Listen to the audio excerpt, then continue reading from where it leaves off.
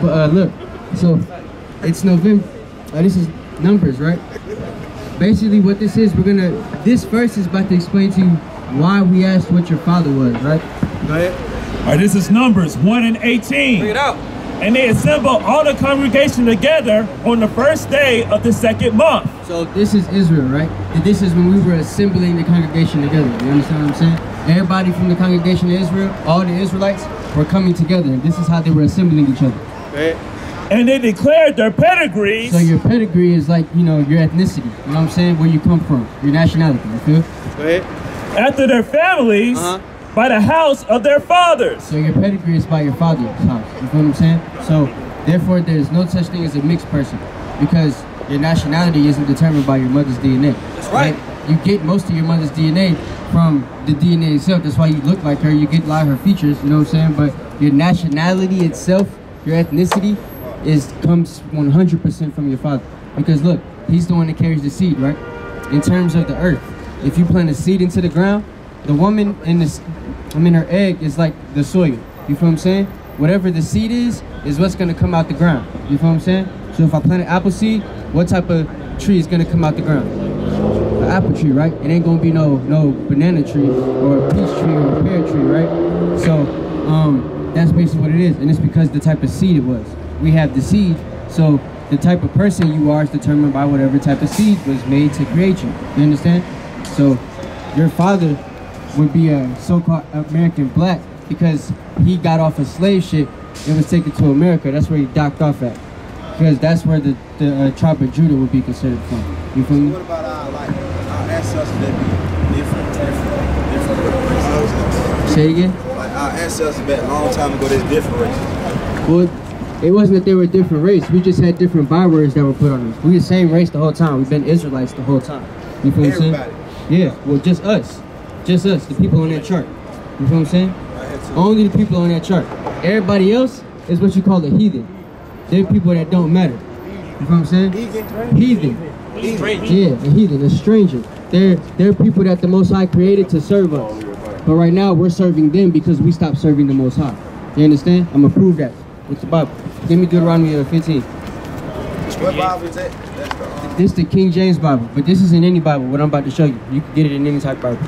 But we use the King James Version because the King James is the Bible that was written with the Apocrypha in it. That's right. Right? The Apocrypha is this red book right here. I got you. It's in this Bible. It's also in this Bible, you feel me? Yeah, this is great. This is a good one. So, this is the Cambridge edition King James Bible. This is expensive, you feel what I'm saying? And it's got the Apocrypha in it. Apocrypha is Latin for hidden things, you feel me? This is 14 books, 12 to 14 books that the white man, depending on which type of Bible you get, or it could do more if you got a Catholic Bible, because they like to add Maccabees books. There's like 15 Maccabee books in the Catholic Bible. So, but these are basically, the Apocrypha is the hidden books of the Bible. You listening, bro? Yeah. The Apocrypha is the hidden books of the Bible that was taken out by the white man.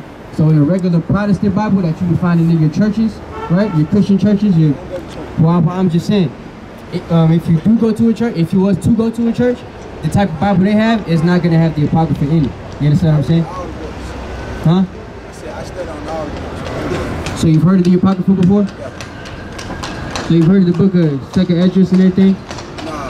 So the book Not all of them, but a lot of them. I said a lot of them. Alright, so what type of books you talking about? Huh? The Tanakh? The Torah and the Tanakh is in the Bible. Check this out. Let me wait till Esau stop.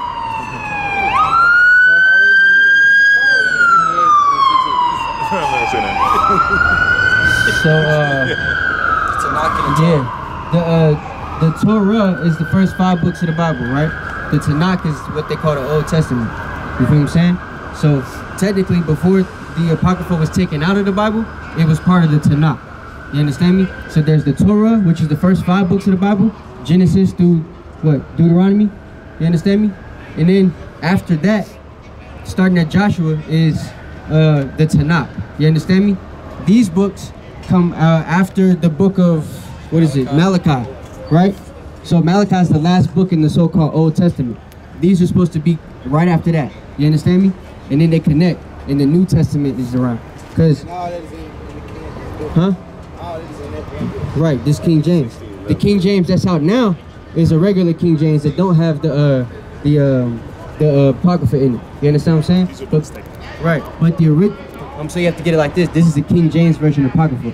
But the original King James version, 1611, right, was just like this. You feel what I'm saying? Let me get out my bag. Huh? I got a 1611, show 'em. Yeah, you can.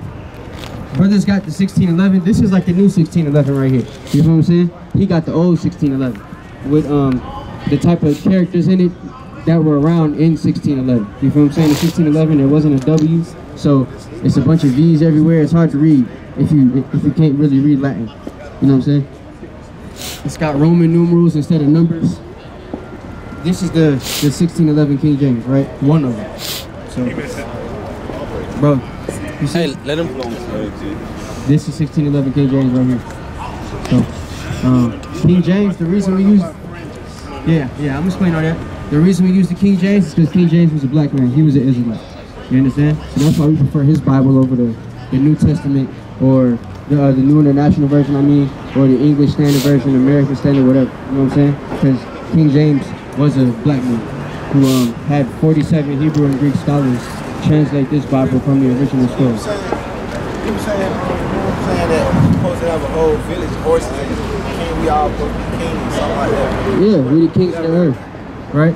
Give me Exodus, is it 19 to 7? Somebody grab that. Exodus 19 to 7. Read this right quick. Before we get the fridges, I'm gonna explain this to you.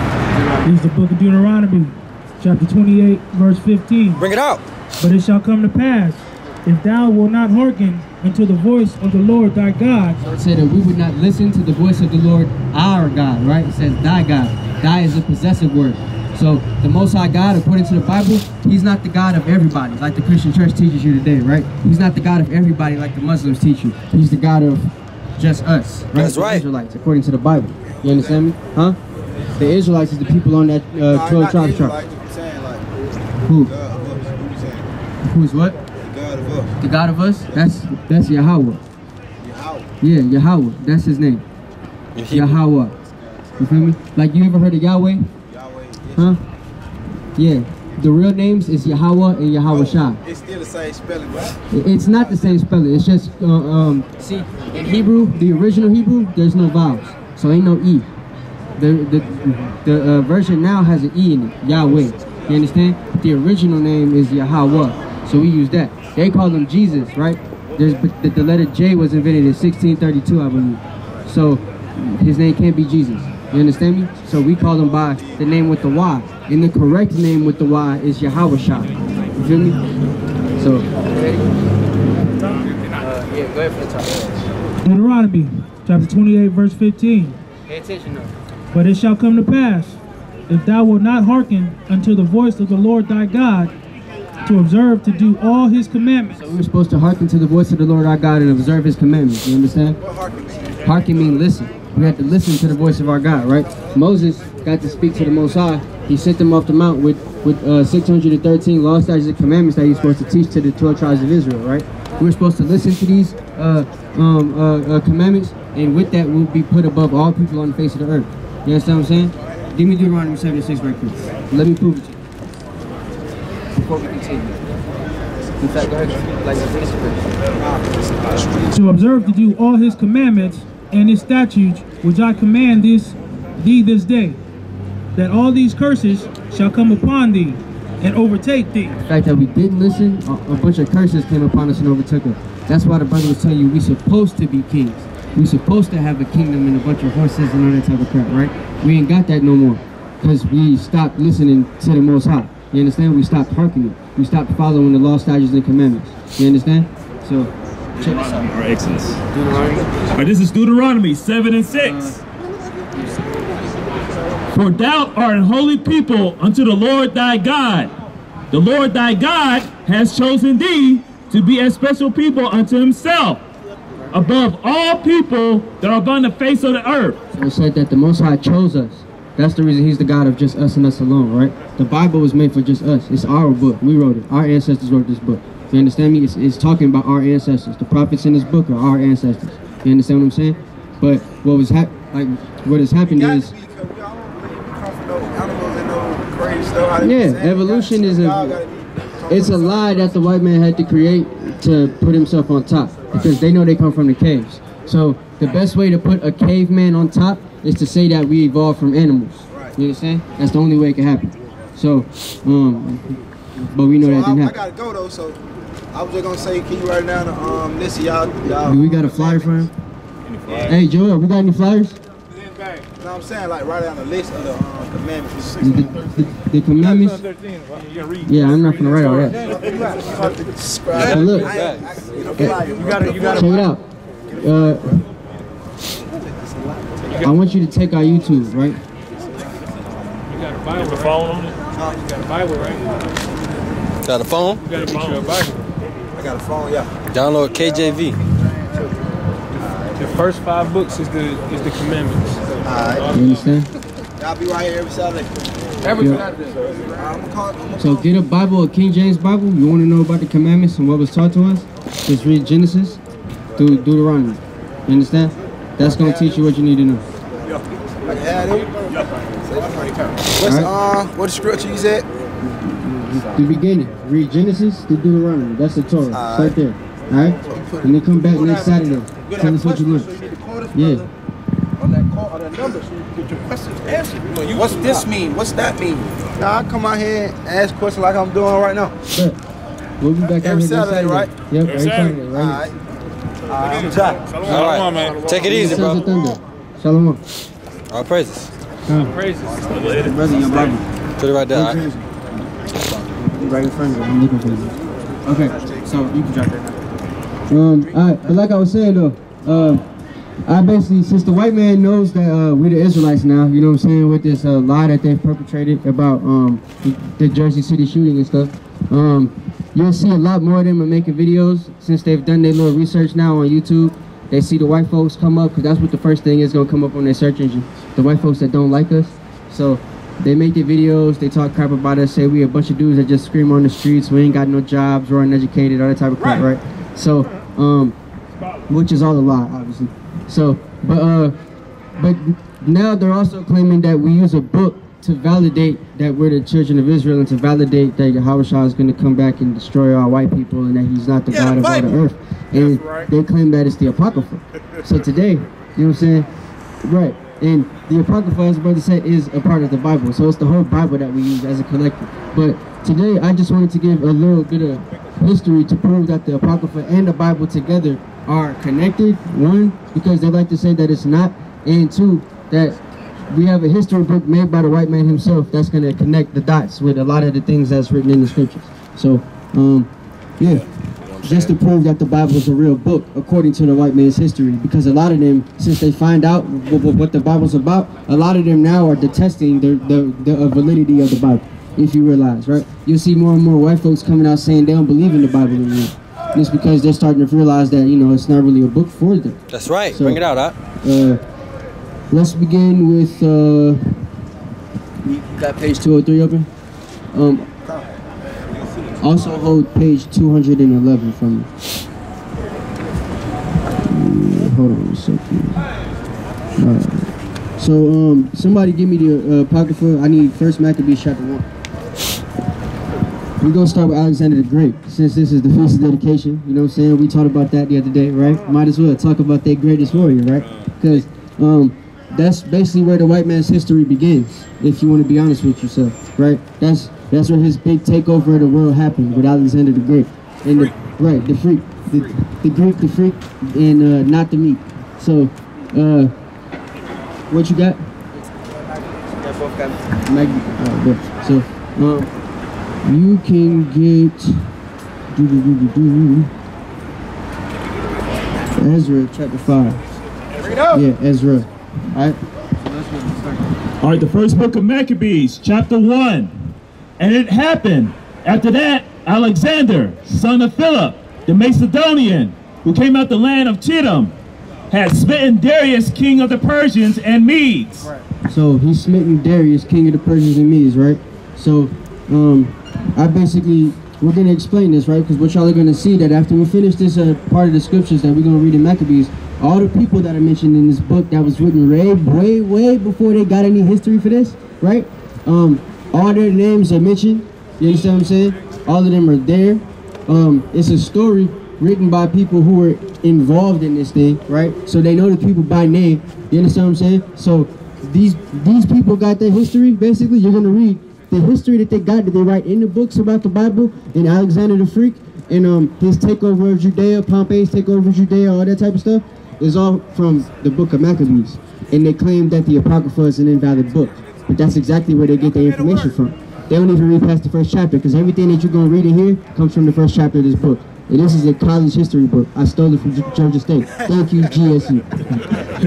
That he reigned in his stead, the first over Greece, and made many wars, and won many strongholds, and slew the kings of the earth, and went through the ends of the earth, and took spoils of many nations. So that's what he did, right? Alexander the Freak, he went through the earth and took spoils of many nations, right? That's what the white man does. That's their gift, right? To go through the world and just take what's theirs by the sword, right? Shalom, fam. Shalom. Shalom. Oh, shalom. Y'all be safe.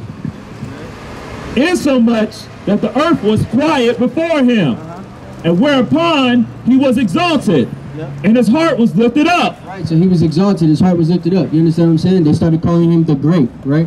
They gave him that name, Magnus, or whatever they say in Greek. And he gathered a mighty strong host, and ruled over countries and nations, and kings, who became tributaries unto him.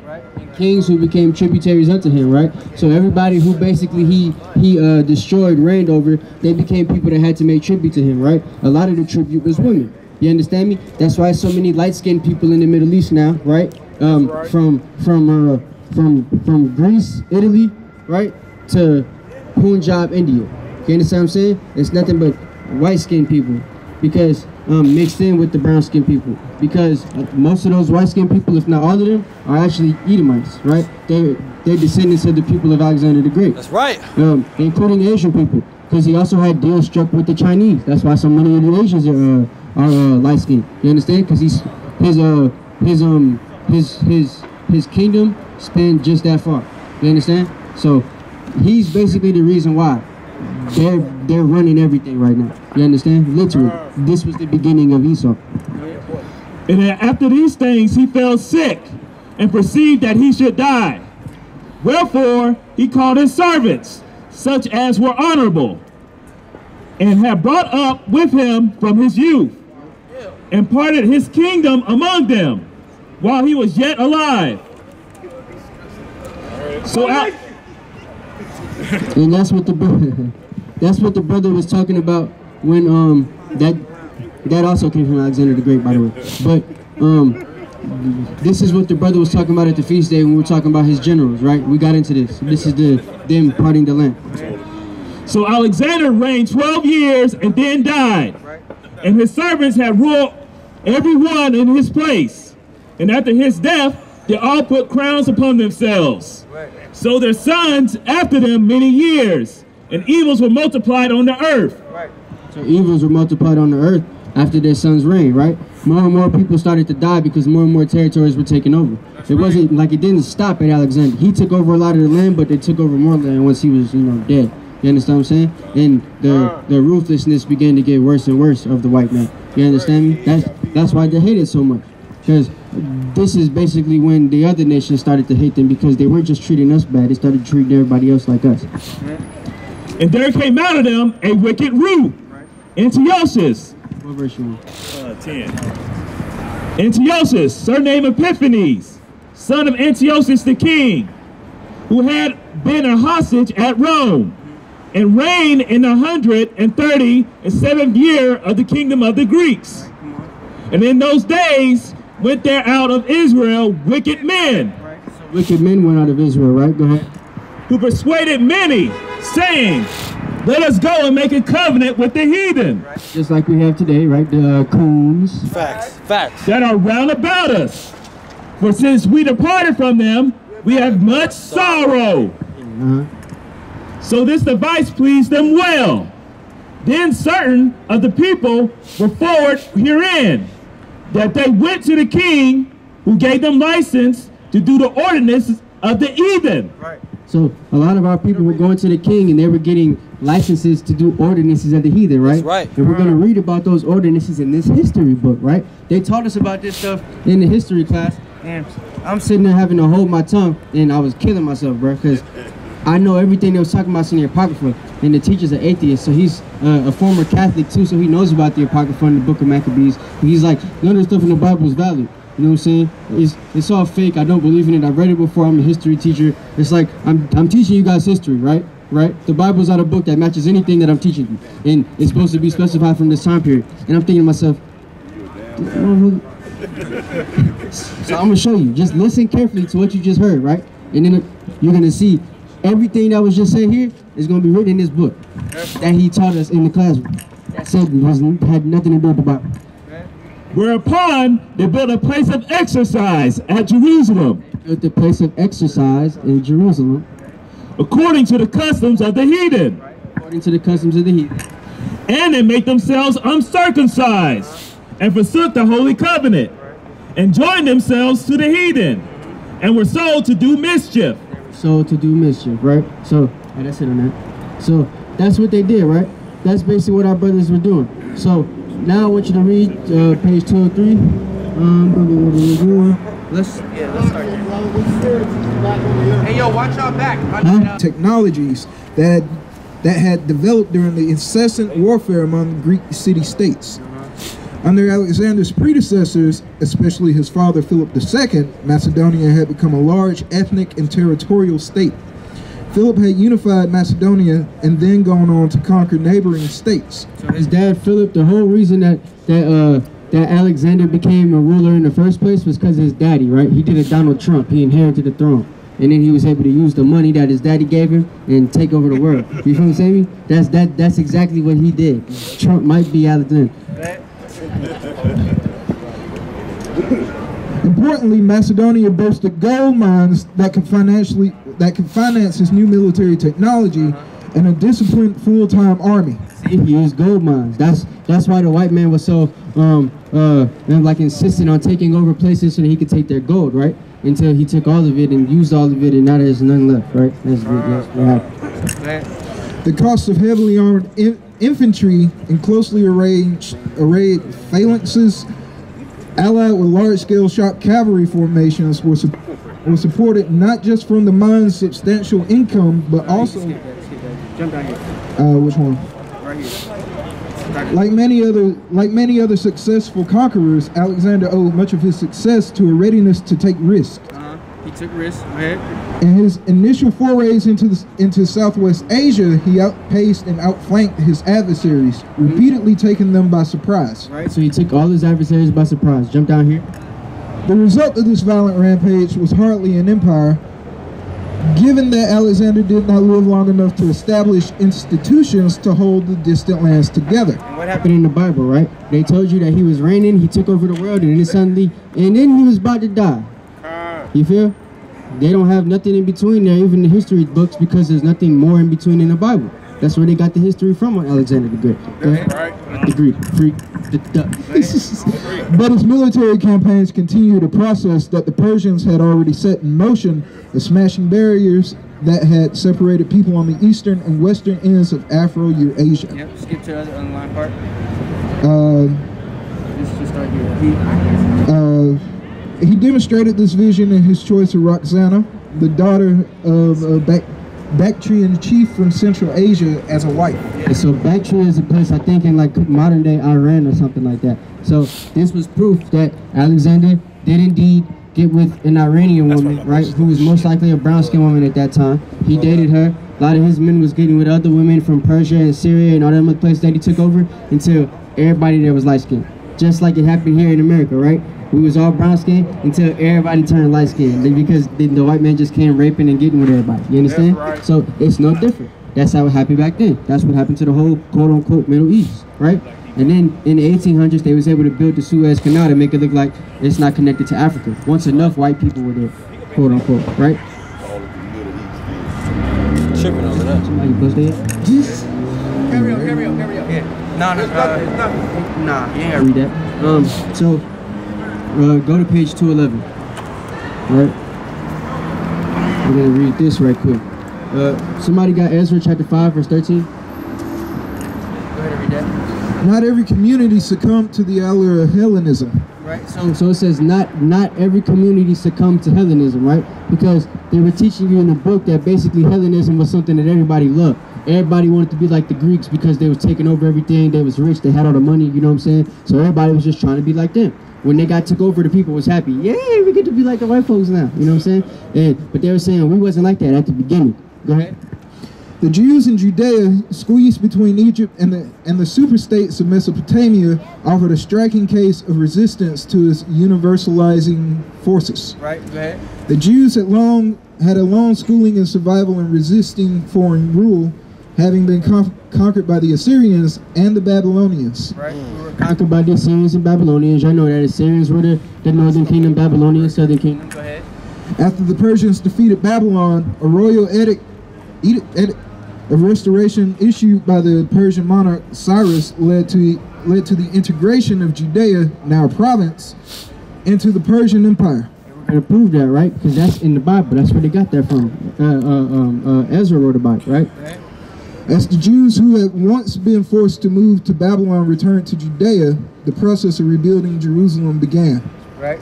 All this rebuilding of Jewish society occurred under the administration of another great Southwest Asian empire, that of the Persians. Right. So, right quick, I want you to pause there, keep your spot. Who got the Ezra 5 and 13? Go ahead. It's the book of Ezra, chapter 5, verse 13. I remember what you just read, right? Everything you just heard. He's telling you about Cyrus and how Cyrus allowed us to rebuild the temple, right? Because of what the Most High was making him do. You understand what I'm saying? Go ahead. But in the first year of Cyrus, the king of Babylon, the same King Cyrus made a decree to build this house of God. Right. So far, it's a history book, right? Because it's matching up with history, right? Right. And the vessels also of gold and silver of the house of God, which Nebuchadnezzar took out of the temple that was in Jerusalem, and brought them into the temple of Babylon. Right. Those did Cyrus the king take out of the temple of Babylon, and they were delivered unto one, whose name was Sheshbazzar, whom he had made governor, and said unto him, take these vessels, go, carry them into the temple that is in Jerusalem, and let the house of God be builded in his place. Right. So he's telling them to build the house of God, right? Cyrus, a Persian, right? The Elamites, the so-called East Indians today, right? That's what happened. Right. Then came the same Sheshbazzar and laid the foundation of the house of God, which is in Jerusalem. And since that time until now had it been in building, and yet it is not finished. Right. Now, 17, yeah, I get. Verse 17. Now, therefore, if it seem good to the king, let there be search made in the king's treasure house, which is there at Babylon, whether it be so that a decree was made of Cyrus the king to build his house of God at Jerusalem. I guess that's it on that. So a decree was made, right, for Cyrus to build the house of Jerusalem, right? Just like it said in the history book. You understand what I'm saying? So the teacher's telling us it has nothing to do with history. So far, it's matching up 100%, right? I'll bring the book back because it's about to get a lot better. Who tolerated local customs and beliefs. Right. So Cyrus tolerated local customs and beliefs is what they wrote, right? Because they don't believe that the Most High would have forced him to do something like that. You understand? So them being atheists and everything, they have to say he was just tolerant of our local customs and beliefs. Because we were really the only people who he was tolerant of. You understand? Everybody else he crushed over and made them submit to whatever the Persians believed in. We were the only people who he allowed to do what we had to do to rebuild our temple because he knew that we were the people of the only real God. You understand? It took Alexander's lightning defeat of the Persian Empire in the 330s BCE to introduce a shocking new openness to the cultural innovations of the Mediterranean world. Right. While some parts of the Jewish ruling elite began to adopt Greek ways, some parts of the Jewish ruling elite. Hey, where Aaron at? Aaron. Oh damn. I'm looking for him and he holding the camera. No, that's fine. Somebody get 2 Maccabees chapter 4 verse 7. To wear Greek clothing, to introduce the culture of the gymnasium with its cult of male nudity, to produce Read that images again. of gods as art. Read that again, because this is in the history book, right? Facts. And you're about to find out that the exact same thing is in the Apocrypha. Facts. Start the whole paragraph over. While some parts of the Jewish ruling elite began to adopt Greek ways, They're going to name the Jewish ruling elite, the main one that's named in the Bible, they're actually going to name him by name at the bottom of this. Right, go ahead. to wear Greek clothing, to introduce the culture of the gymnasium with its cult of male nudity. Because all that was done by one dude, one old wretch, right? To produce images of gods as art, others rejected the push. Those who So some people rejected the push. They're going to tell you that was the Maccabees, right? From a book of the Maccabees in the Apocrypha that they claim is a book that it's not supposed to be valid, but they're teaching about the Maccabees who can't be found in the regular Bible in the history classes if they existed for real. Bring it out. How did the Maccabees exist for real, but Jesus don't exist? How did the Maccabees exist for real, but Moses didn't exist? How did the Maccabees exist for real? They all come from the same book. That's right. You know what I'm saying? How are they teaching about the Maccabees in a history class, teaching us that they were real people, right? They really took over the Romans, right? They really took control and rededicated the temple, right? But everybody else in the Bible was fake, and the Bible's not really real. There was no Exodus, all that stuff. There's no slave trade, none of that crap happened. Don't add You know what I'm saying? Y'all popped up out the ground, like sprouts. Those who spurned assimilation rebelled against the common elements of Hellenism. Its language, music, gymnasia, nudity, public art, and secularism. Right. Because that's the things that you were fighting against when you fought against Hellenism, right? Kind of like that's the same thing we're fighting against here, right? All of those things that he named. Name them again. Common elements like language, music. Look. Language, right? We're trying to get people back to our original language, Hebrew, right? They taught us English and made it hard for us to understand the Bible. But if we all get back to our original language, then it'll be easier for us to understand, right? Read the original things. You understand? What else? Music? Music, right? We got Hebrew rappers and Hebrew artists and stuff like that out here now because the music that they're feeding our people are making us kill each other. You understand what I'm saying? Making us sell drugs to each other. Making us fight our brothers and sisters over shoes and stuff, right? Making us go get these long ass eyelashes that touch your eyebrows and your forehead at the same time. You understand what I'm saying?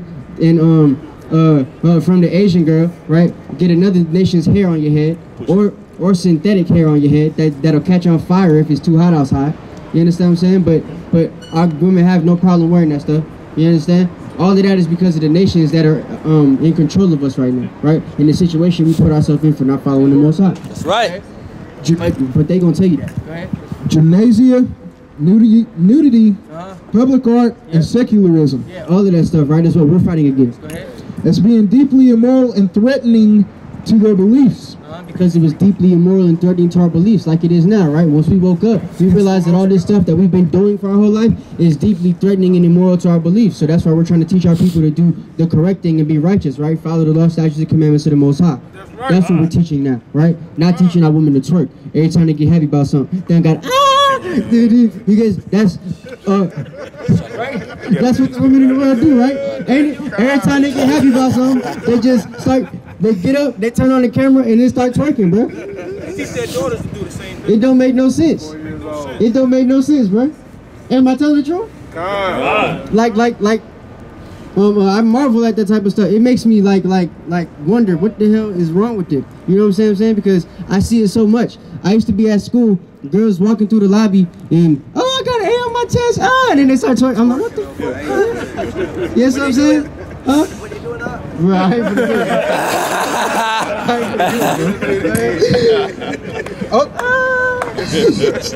Ultimately, this resistance led to a full-scale armed revolt, Right. headed up by the family of the Maccabees. Headed by who? The Maccabees. Yeah, so it was headed by the family of the Maccabees. That's right. They're telling you there was a family of the Maccabees that you can only read about in the book of the Maccabees, in the Apocrypha, that's not supposed to be a real valid book of the Bible.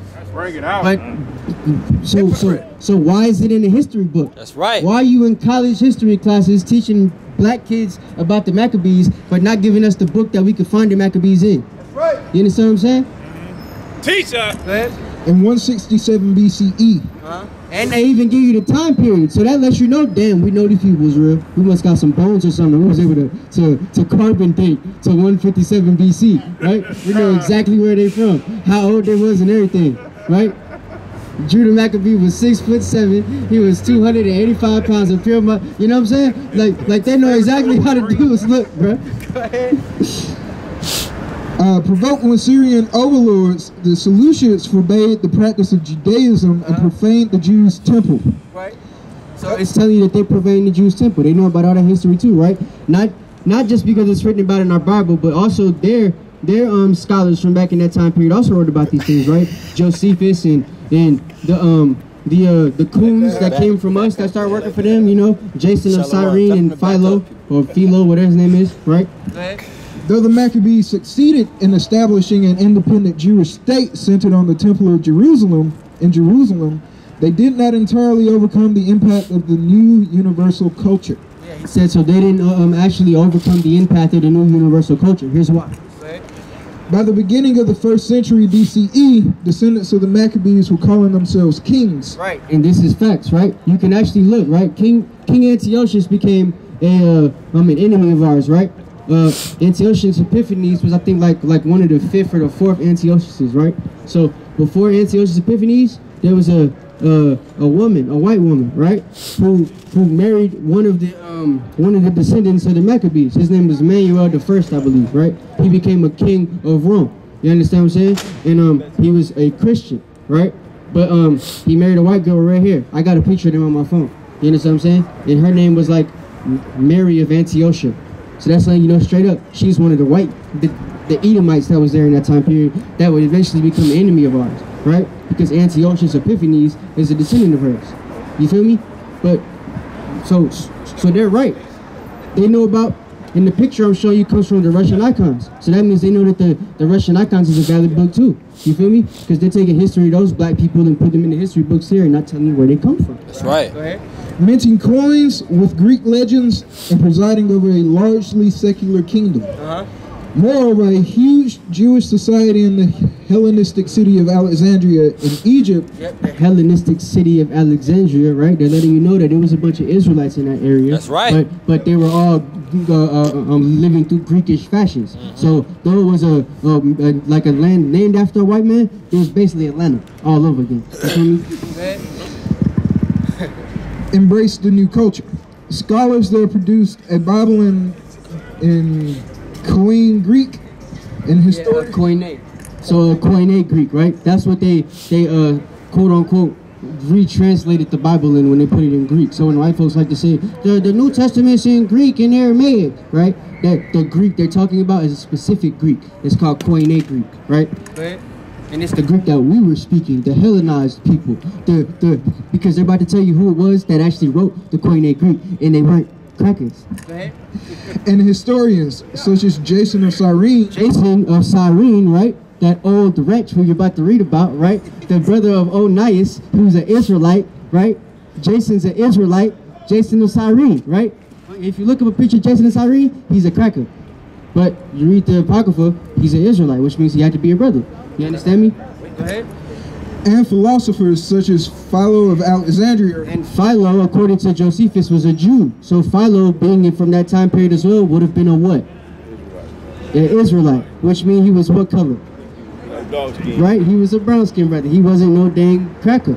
You understand me? So that's more proof that we were even in that time period and we rose to prominence. Just like I said, descendants of the Maccabees became still going under the Greek fashions. We were calling ourselves Greeks and philosophers and all this other type of crap, right? And doing mathematics and all this other mess. That's how they learned it from us. Because eventually they would take over the kingdom. They would take it back after we took it from them. You feel me?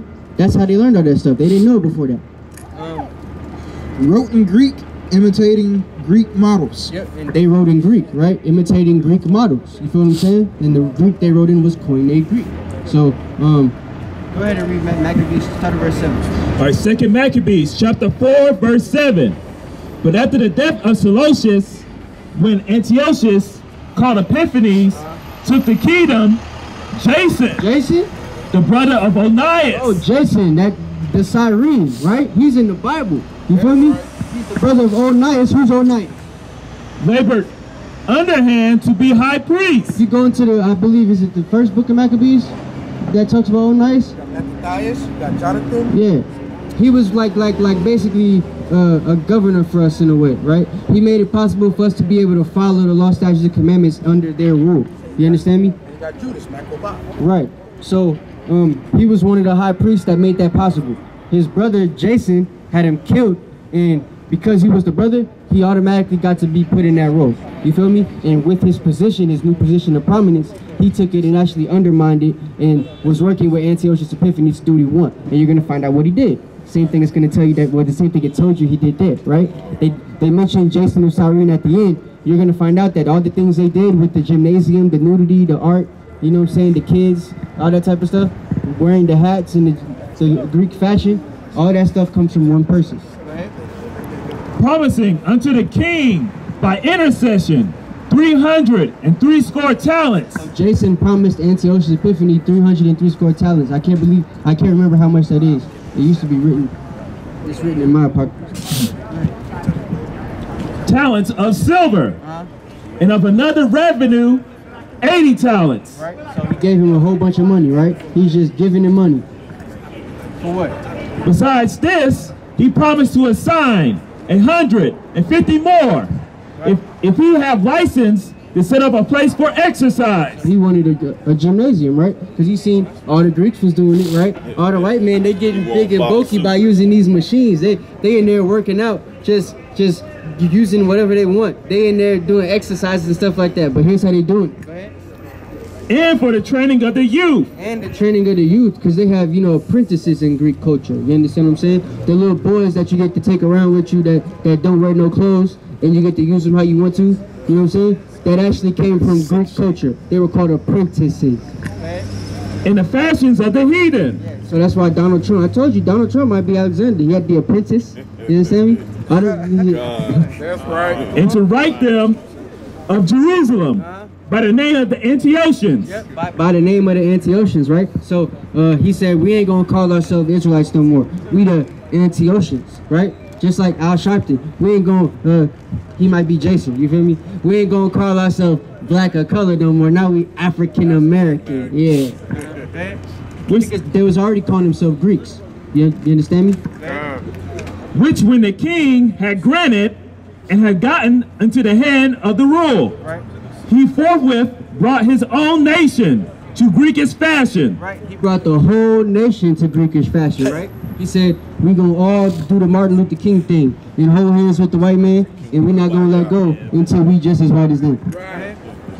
And the royal privilege granted of special favor to the Jews by the means of John, the father of the Eupomius, who went ambassador to Rome for enmity and aid. He took away and putting down the governments which were according to the law. Right. So they're telling you that we had the ability, right, due to certain works by John and Onias and other brothers, right, like all the other elders before him, right, before Jason, to allow us to be able to serve and still follow our feast days, right?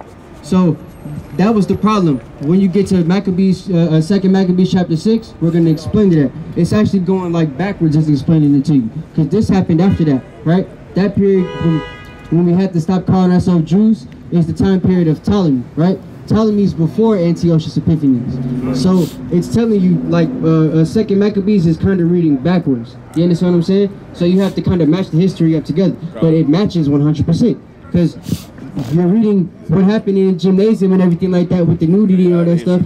It's about to get more vivid, just like it told you in page 211 in this book, in Worlds Apart, right? And he brought up new customs against the law. Right. For he built gladly a place of exercise. He brought up new customs against the law. He built gladly a place of exercise. Right, go ahead. Under the tower itself. Under the temple itself, right? Profaning the temple even more. And what was happening in that gymnasium? And brought the chief of young men he brought the chief apprentices, right? Okay. Under his subjection. Under his subjection, right? And made them wear a hat. So they would be butt naked wearing a hat. Because you know the gymnasiums is where you work out naked, right? Wasn't no clothes allowed in the gymnasium. You understand what I'm saying? So you walk in there naked, work out with a bunch of dudes, and it'd be little boys there, you know what I'm saying? If they got big old rocks as weight, it's little boys spotting you, butt naked, with the nuts in your face with a hat on. You understand what I'm saying? Because that's how they did it. I'm just telling you how it is. You understand me? That's how it was back then. That's how dirty and disgusting the white man is. You feel me? That's the type of culture that they ran back then. And the sad thing is, just like now, our people are down with a lot of the craziness that's going on here. Our people were down with it back then. You understand me? And it's the leaders, right? That's what the Most High showing you here. Jason was a leader. He got in a leadership position and made that shit happen, right? Slucky, right? Sometimes I think that Obama might be, his daddy could have been an Israelite. Because he got in the leadership position and made homosexuality legal. He did it, Jason. You understand what I'm saying? Now such was I know he's a him. I'm just saying. Now such was the height of Greek fashions, and increased. Yeah, see, that was the height of Greek fashions, to have that gymnasium with the naked boys in it, right? And increased the heathenism. And he increased the heathenism, right? Manners through the exceeding profaneness of Jason. Yeah, so our heathenism and our lack of manners, right? The way that we start acting barbaric and being okay with the type of things that happen in white culture and society, Edomite culture, Caucasian culture and society, right? Is because of Jason, right? Our ancestors developed that mindset from him, and it's passed on from generation to generation. They re-brought it back during the time of slavery, and now we stuck in the cone cycle. We stuck in Stockholm syndrome. You understand what I'm saying? Because a lot of these people are back from this time period. You understand me? They're going through the same things again, but this time the temptations are stronger, right? Now instead of going to the gymnasium, they got crack for you. You feel what I'm saying? Now instead of going to the gymnasium, they got porn for you. You understand? So it's all type of different things that they got. Instead of having strip clubs at one spot in Greece, they got them all over the place now, right? And they put them on YouTube and everything and all that type of crap, so you can see and decide which one you want to go to. You feel me? That's how profane this society has gotten now. You understand? So you think this was bad? There's probably stuff way worse than that going on right now that we don't even know about. Jason, that ungodly wretch. Jason, that ungodly wretch, right? Because, you know, Al Sharpton, all them other brothers, you know, Creflo Dollar, like the brother was talking about earlier, TD Jakes, all of them, bro. They're all bad people for the community. They're all trouble, right? They're all teaching you to be Greeks.